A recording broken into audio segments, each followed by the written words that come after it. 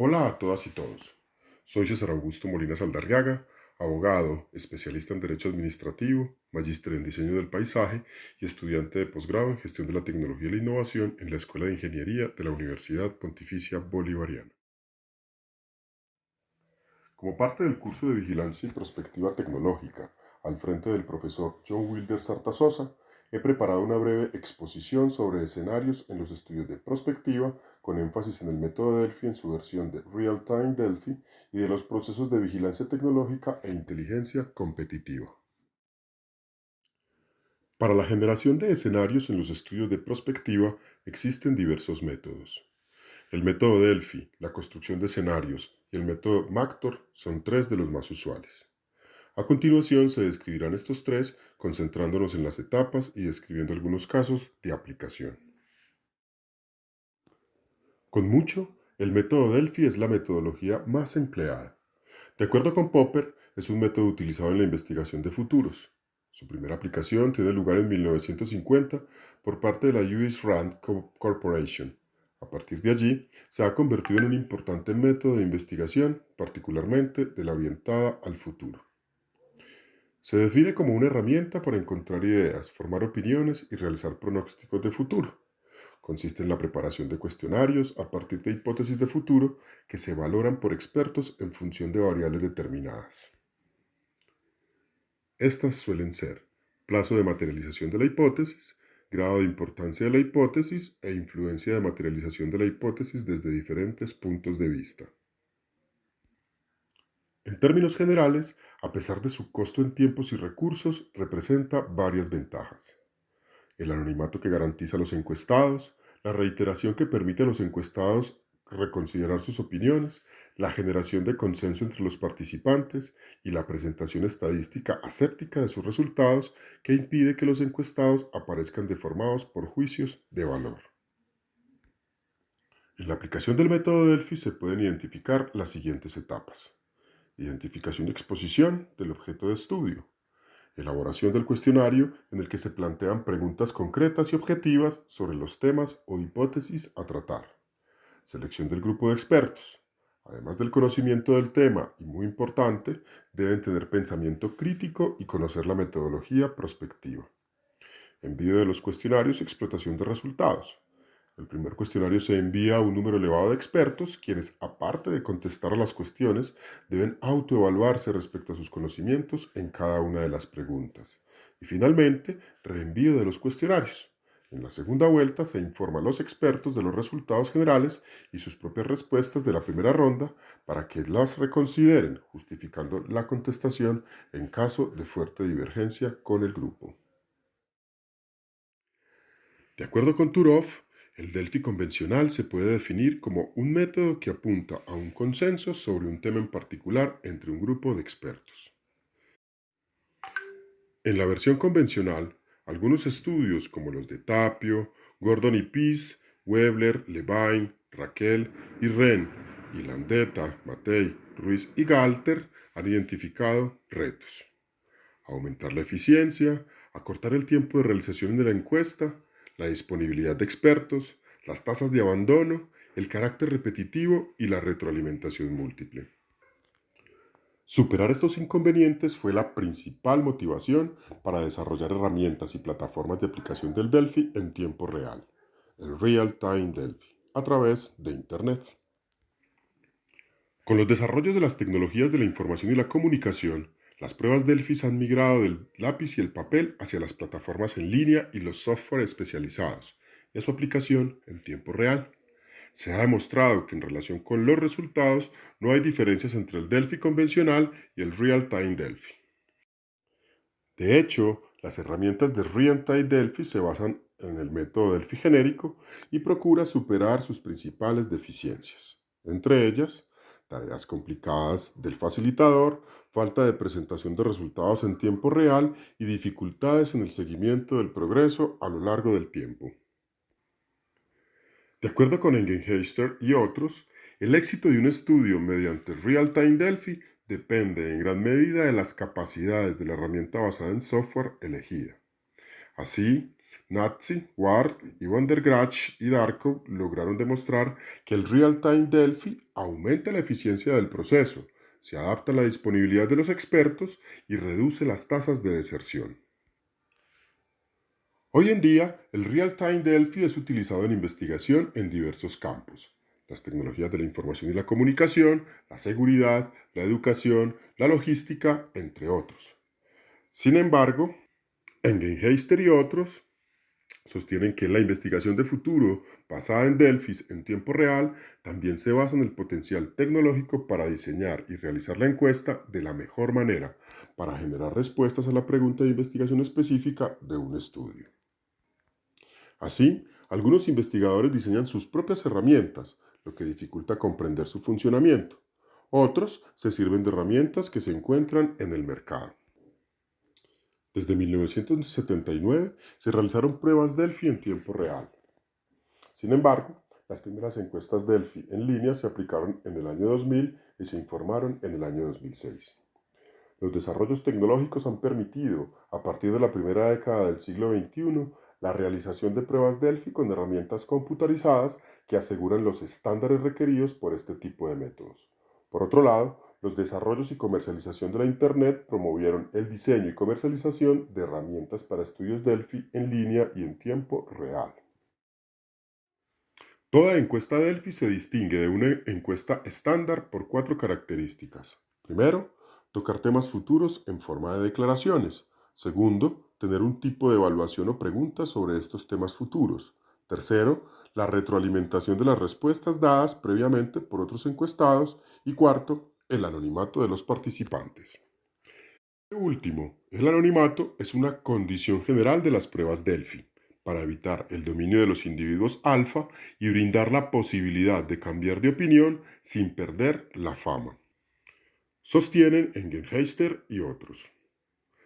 De acuerdo con estos autores, un Real-Time Delphi debe asegurar con sus características los siguientes tipos de preguntas: competencia, experiencia individual, estimación de intervalos de tiempo, estimación de datos numéricos, evaluación de tendencias, desarrollos, escenarios, evaluar el mismo tema a través de diferentes preguntas, información personal, preguntas y comentarios abiertos y preguntas complejas.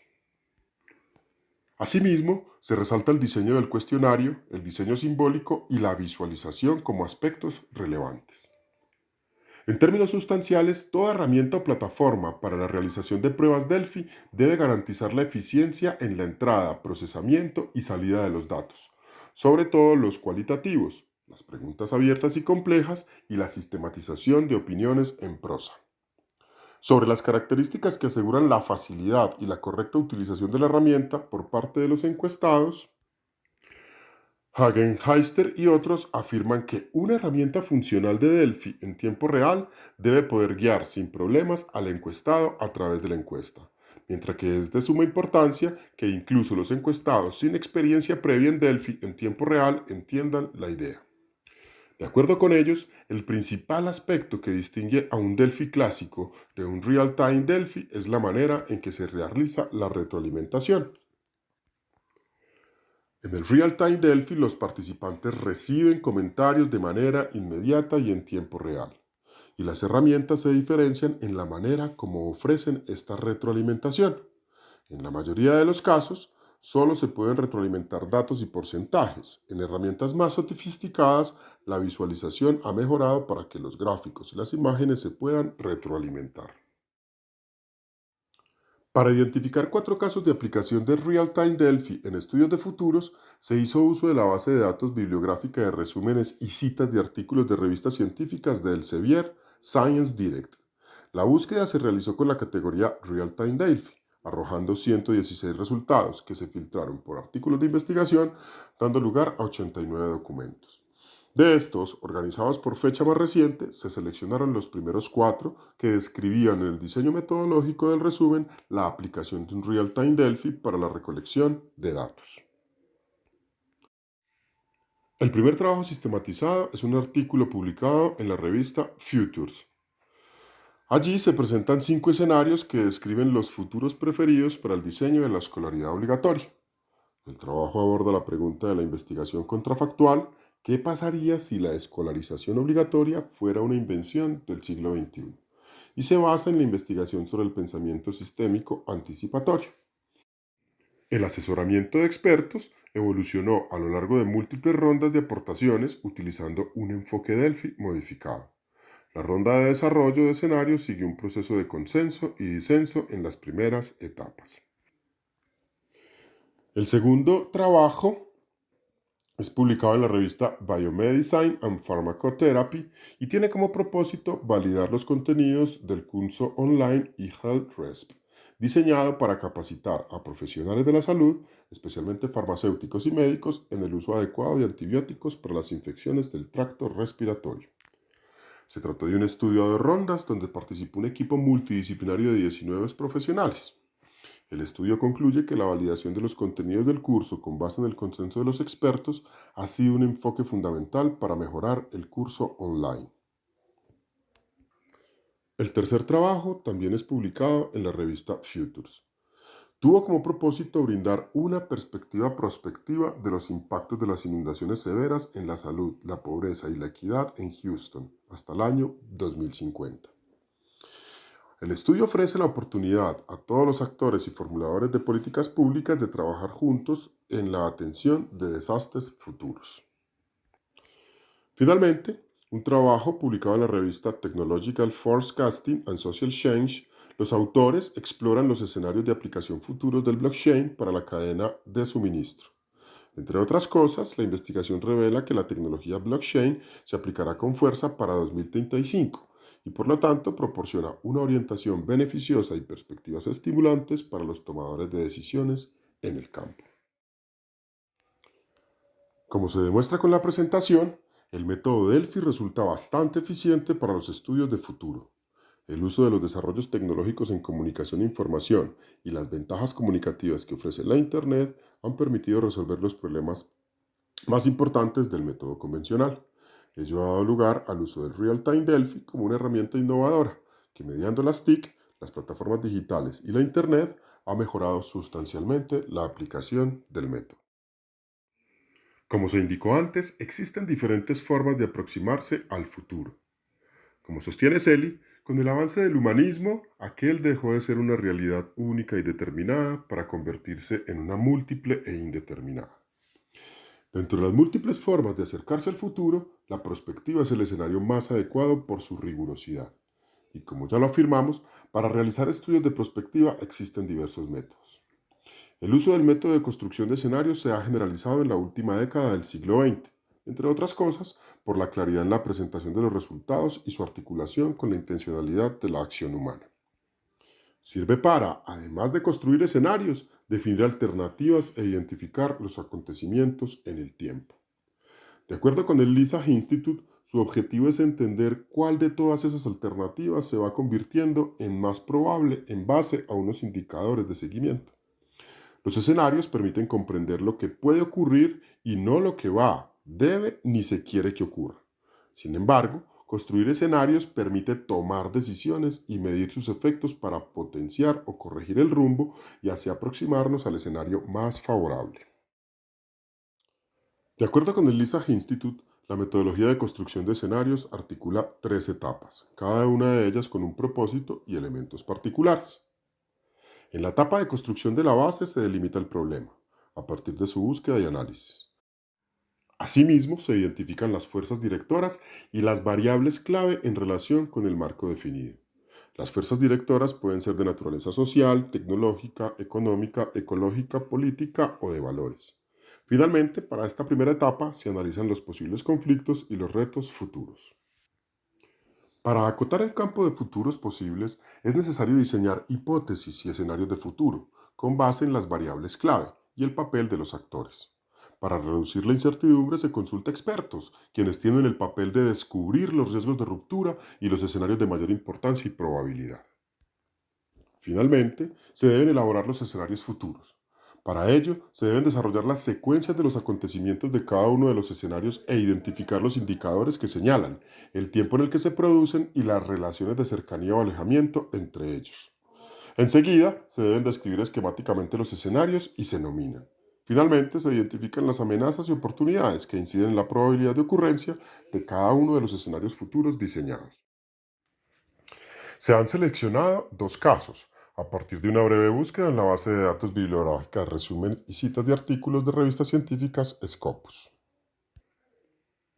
El primer trabajo se publica en la revista Ingeniare, revista chilena de ingeniería, en el año 2020, y se titula La construcción de escenarios utilizando un sistema de inferencia difuso para la optimización estocástica del rediseño de la cadena de suministro y reciclaje.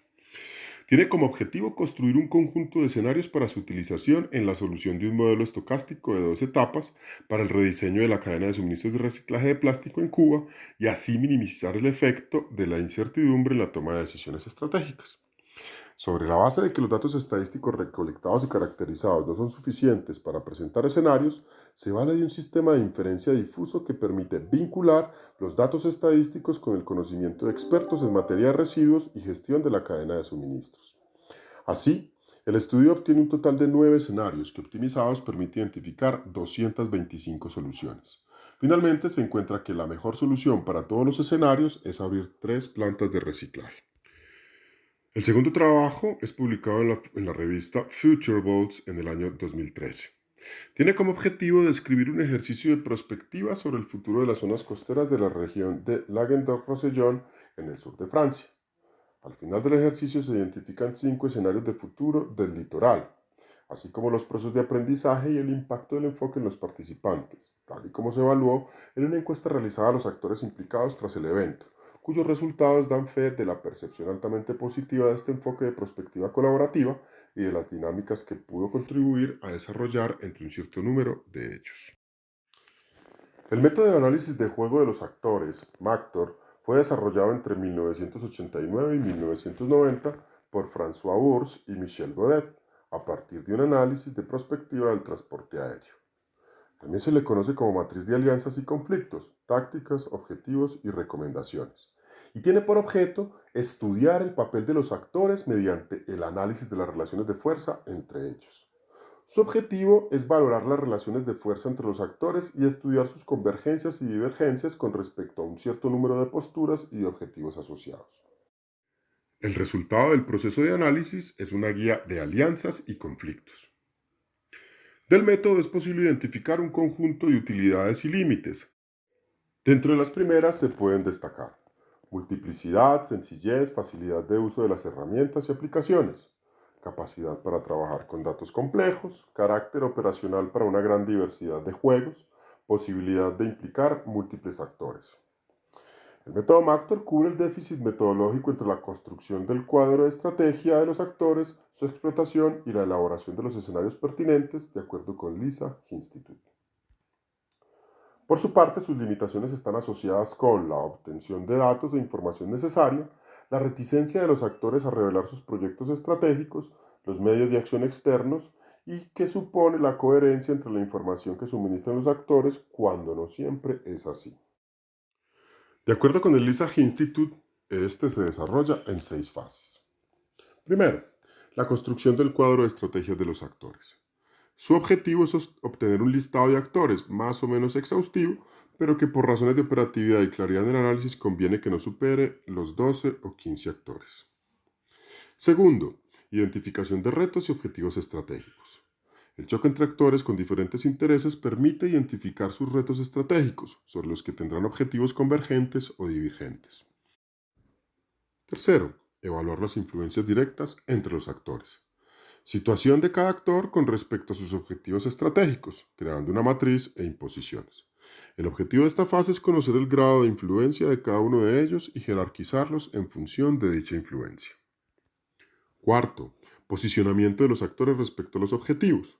Implica la jerarquización para cada actor de sus prioridades de objetivos mediante una matriz de posiciones evaluadas. Quinto, grado de convergencia y divergencia entre los actores. Lista de los factores que pueden afectar las relaciones entre actores, como la emergencia y desaparición de actores o el cambio de rol en el seno del sistema. Estos factores conducen a la detección de los atisbos de cambio en las relaciones de fuerza entre los actores, permitiendo localizar las reglas de juego posibles en el futuro. Finalmente, sexto, formulación de recomendaciones estratégicas y preguntas claves para el futuro. En términos prácticos, la aplicación del método toma entre 2 y 5 meses. Sin embargo, no puede subestimarse el proceso de recolección de información. Asimismo, si bien fue diseñado y se incluye en el análisis de escenarios, puede usarse solo con fines prospectivos para analizar una situación estratégica particular. De un rastreo simple en Scopus se seleccionaron 4 artículos que presentan resultados de investigación donde se utilizó el método. En estas investigaciones, el método MACTOR se utilizó para analizar a los actores en relación con sus relaciones e influencias directas e indirectas, sus divergencias, convergencias y sus posiciones frente a un conjunto de objetivos. Además de estos métodos de análisis prospectivo, también existen los siguientes: los árboles de competencia, el análisis estructural, el análisis morfológico, el abaco de Regnier, el método de los impactos cruzados, los árboles de pertinencia, el método multipol y el método de planificación basada en hipótesis.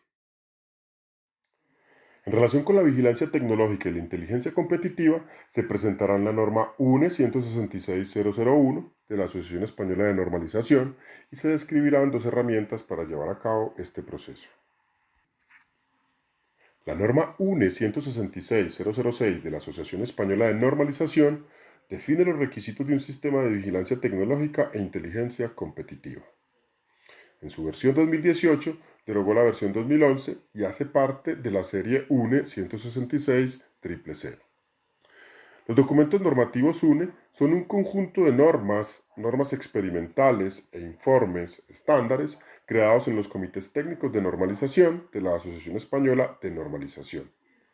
Por su parte, la serie UNE 166.000 es un conjunto de normas UNE dedicadas a apoyar la optimización de la gestión de la investigación, desarrollo e innovación.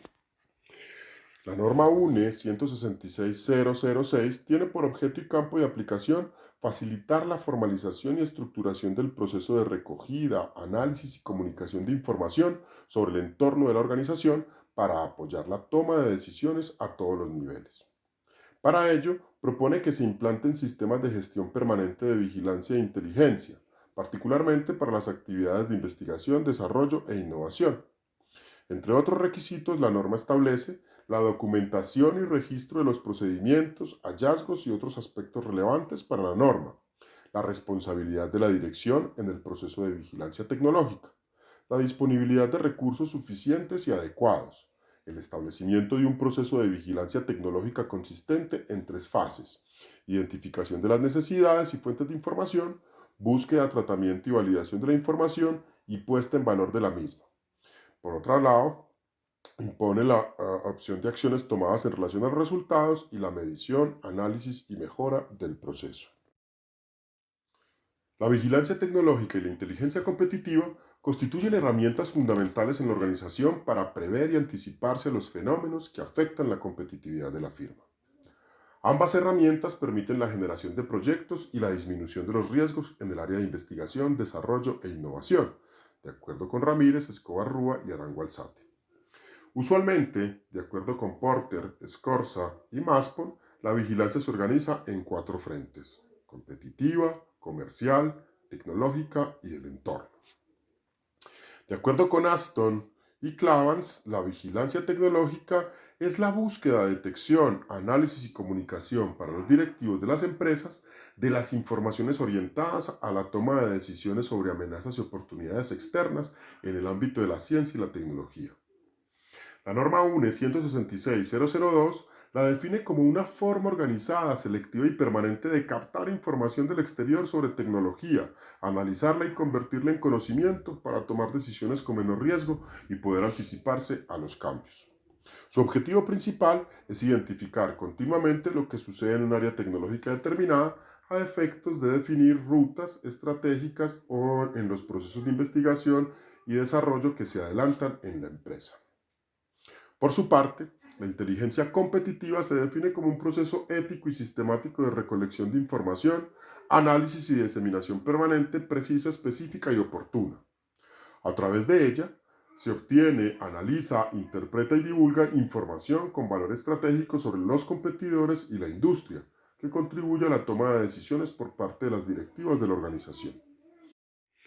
En tanto ético y legal, implica la disposición de mecanismos de acceso a fuentes, datos e información relevantes sin infringir las normas penales, disciplinarias, contractuales, entre otras. La diferencia entre vigilancia tecnológica e inteligencia competitiva es el proceso de gestión de la información. Mientras la vigilancia procura la obtención de la información sobre la competencia y el entorno industrial, la inteligencia la procesa y la presenta para su uso en la toma de decisiones estratégicas.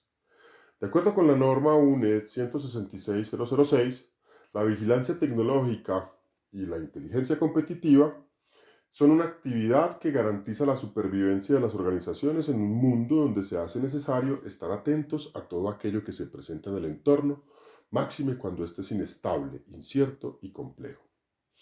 Así que entre ellas existe un ciclo, que se ha denominado ciclo de vigilancia tecnológica e inteligencia competitiva. Una de las propuestas más interesantes es la de Sánchez Torres y Palop Marco. De acuerdo con ellos, el proceso dispone de 5 etapas. Primero, planeación e identificación de las necesidades, que incluye los factores críticos de vigilancia. Segundo, la identificación, búsqueda y captación de información, que implica observar, descubrir, buscar, detectar, recolectar los datos. Tercero, organización, depuración y análisis de la información. Cuarto, inteligencia, que implica dar valor añadido a la información y buscar incidir en la estrategia de la firma. Quinto, proceso de comunicación y toma de decisiones o uso de los resultados, que implica difundir la información, transferir el conocimiento y comunicar los resultados a los directivos de la organización. De acuerdo con Sánchez, Torres y Palop Marro, existen dos tipos de software para realizar vigilancia tecnológica e inteligencia competitiva. La principal diferencia entre ambas consiste en que la primera se caracteriza por incluir herramientas que soportan una o dos fases del ciclo de vigilancia tecnológica e inteligencia competitiva, mientras que la segunda se caracteriza por incluir herramientas que soportan todas las fases del ciclo. Fundamentalmente, las segundas han sido diseñadas para soportar todo el proceso de vigilancia tecnológica e inteligencia competitiva, lo que implica que sus requerimientos de soporte y costos son más altos. Así pues, se procede a comparar dos reconocidas herramientas de vigilancia tecnológica, VantagePoint y Matthew Patent. Para ello se describirá genéricamente cada una de ellas. De acuerdo con su página oficial, VantagePoint es una herramienta que permite procesar grandes cantidades de datos de texto. Sus capacidades son clasificadas en 5 grandes categorías. Importar, esto es, obtener los datos sin procesar en VantagePoint y extraer los datos sin procesar para obtener más datos de ellos. Segundo, limpieza. Transformar los datos en un conjunto coherente, combinar las cosas que desea analizar como un grupo y fusionar y normalizar datos de diversas fuentes. Tercero, analizar. Mirar sus datos de diversas formas. En cuarto lugar, informes, preparación para comunicar sus resultados y finalmente automatización, codificación de todo el proceso para que sea coherente y fácilmente repetible. La extracción e indexación de datos se produce cuando el usuario importa los datos a la herramienta. Esta los extrae haciendo uso de técnicas de procesamiento de lenguaje natural basadas en reglas y de coincidencia de patrones. Con ello, entre otras cosas, la herramienta obtiene campos que se encuentran en la mayoría de las bases de datos bibliográficas, como autores, inventores, afiliaciones institucionales, sesionarios, fechas, descriptores, términos de índice, códigos de clasificación, entre otros. Segundo, valores normalizados que a veces se ocultan en los datos de campo básicos o se presentan en formatos mixtos, como fechas, códigos de clasificación o números de patente. Tercero, palabras y frases significativas de los títulos, resúmenes, reclamos de patentes y otros textos libres. Y finalmente, entidades definidas en diccionarios administrados por usuarios. La herramienta utiliza filtros de importación adaptables a las particularidades del usuario y las características de la base de datos o el proveedor. Asimismo, genera matrices de coocurrencia, mapas y redes y tesauros para ser administrados por los usuarios. De acuerdo con su página oficial, Mateo Patent es una herramienta que permite seguir información estratégica, monitorear los desarrollos tecnológicos y de la competencia, identificar oportunidades de desarrollo, gestionar la cartera de patentes, buscar colaboradores, identificar competidores y detectar nuevos participantes. La herramienta trabaja con las dos principales fuentes de patentes del mundo, SpaceNet y USPTO. La primera es la base de patentes de la Unión Europea, que permite acceder a más de 70 millones de documentos de patentes en todo el mundo, que contienen información sobre invenciones y desarrollos técnicos desde 1836 hasta la actualidad. La segunda es la base de la Oficina de Patentes y Marcas de los Estados Unidos, considerada la oficina más importante en el campo de las patentes. Entre otras cosas, Mateo Patent permite leer y descargar información sobre patentes, servirse de herramientas de análisis orientadas al usuario, analizar automáticamente patentes, evaluar las patentes con un método de notación personalizado, visualizar la principal información legal de la patente, crear redes de citas, representar gráficamente los datos, mostrar todas las patentes a través de una matriz para diseñar el mapeo de información de patentes y crear redes de patentes para analizar la estructura de la información de patentes mediante la visualización de vínculos entre elementos de información. Agradezco al profesor John Wilder Sarta Sosa por los conocimientos impartidos, a mis compañeras y compañeros de curso, y especialmente a José Eduardo Navarrete Velázquez y a Ana Karina Romero Cereveriche por estar codo a codo conmigo en este proceso. Espero haber sido claro en la presentación de los conceptos y el alcance de las herramientas. Acá se relacionan las fuentes utilizadas. Asimismo, están relacionadas en la descripción del video.